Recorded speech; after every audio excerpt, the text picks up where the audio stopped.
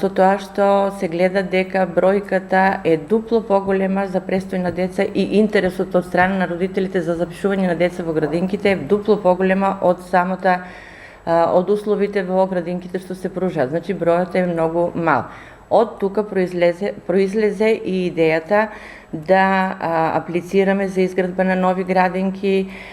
Имаме аплицирано за доградба на градинка во клон 2, тоа е во паркот. Тука треба да се доградат 2 простори јасли од 12 до 18 месеци за деца, значи од 12 до 18 годишна возраст и од 18 до 24 месеци, т.е. до 2 годинки. Значи 4 групи, со што негде би капацитетот на овие 4 нови простори доградени во овој дел од градинката би биле околу 60 деца. Тоа е во фаза на разгледување и се надеваме дека и за оваа доградба ќе ни биде овозможено да се реализира.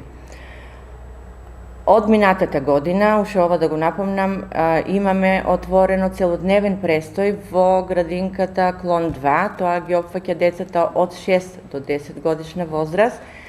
Тука престојуваат, со нив работат тројца педагози, кои ги пречекуваат, ги испраќаат во училиште и исто така после училиште ги превзимаат во просториите на градинката. Интересот за ваков целодневен престој исто така е голем.